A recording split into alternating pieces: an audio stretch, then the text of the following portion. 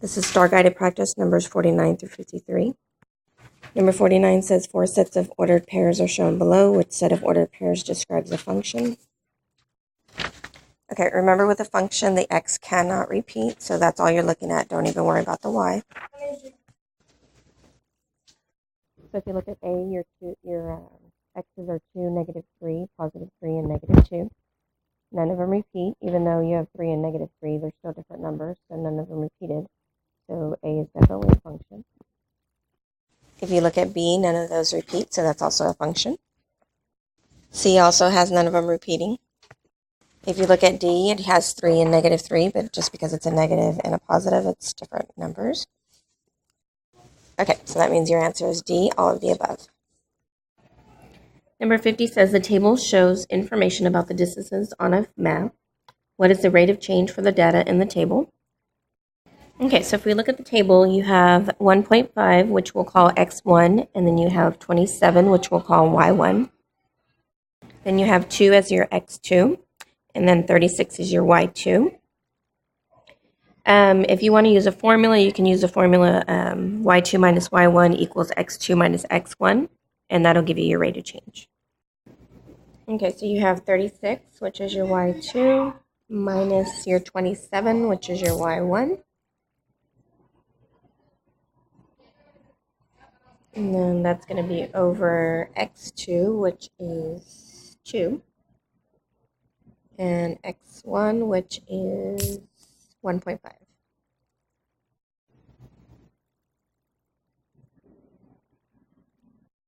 (36 minus 27 gives me 9. And then 2 minus 1.5 gives me 0.5.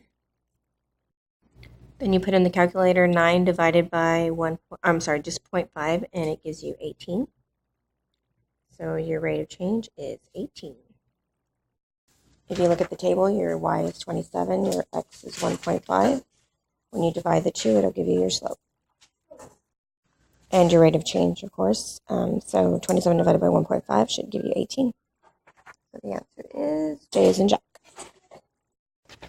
Number 51 says if x and y go to -x, -y, counterclockwise, how many degrees is the rotation? Okay, so as you can see, x and y start at quadrant 1. When you rotate counterclockwise, which is the opposite way of a clock, you're going to be in quadrant 2. When you're in quadrant 2, you've rotated 90 degrees, and your x is a negative and your y's are positive. So that's not going to be your answer. When you rotate another 90 degrees, that puts you in quadrant 3. So now you're at 180 degrees. When you're in quadrant 3, your x is negative, your y is negative. And that's what you're looking for. So your answer would be B, 180. When you rotate one more time, it puts you at 270. And in that quadrant is quadrant 4. Your x is positive and your y's are negative. Okay, make sure you write all that for number 51. Number 52 says a shipping crate is 9 feet long, 4 feet wide, and 6 feet tall. What is the total surface area of the crate in square feet? Because it's asking for the total, you want to make sure you use the right formula. This one is the formula for a total.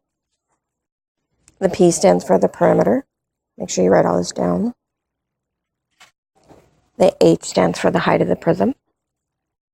Remember, the B stands for the area of the base, and also the P for the perimeter. It's also the perimeter of the base, so make sure you understand that.